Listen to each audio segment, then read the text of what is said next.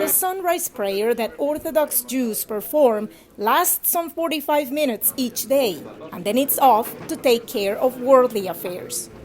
But if the U.S. Congress does as expected, the routine might change. We must pass a law called the Sunshine Protection Act would shift U.S. clocks an hour forward all year round.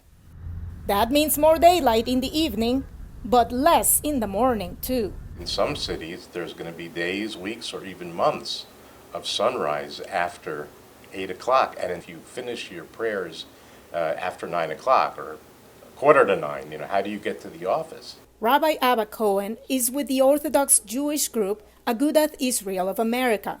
The group has opposed the change since it was tried, then abandoned, in the 1970s. One reason? Worry about the safety of school kids commuting in the morning dark. It was jet black outside, and kids were going to school either walking, either by bicycle, by car, or by bus. There were accidents. There were a number of incidents, unfortunately, that involved assaults. Islamic prayers are also timed with the sun. Muslims said changing the clock isn't a big issue. Anyway, we have to come, so we have to adjust ourselves to whatever time we'll have. But it does matter during the holy month of Ramadan, when they fast during the daylight hours. People will have to get used to a longer day, essentially, to fast. Next year, Ramadan is going to be 12 days earlier, which will be right around the time of time change. I think that having a consistent time is something that people would prefer. The act would make daylight saving time permanent. Prayers aren't the only issue that's come up. Supporters say the change is good for businesses.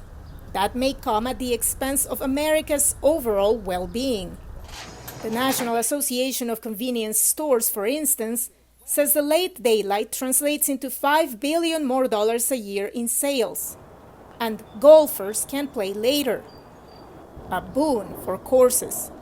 There's a full restaurant, a food truck, and this golf course, like I said, is very busy, so it tends to become in the afternoons and evenings kind of a hangout where people hit range balls and afterwards get something to eat and something to drink and socialize with their friends. But critics say daylight savings time disrupts the body's natural rhythms. Studies show the risk of cancer, heart attack, and obesity spikes when biological clocks are off. There's a 6% increase in fatal car accidents that's associated with daylight saving time year after year.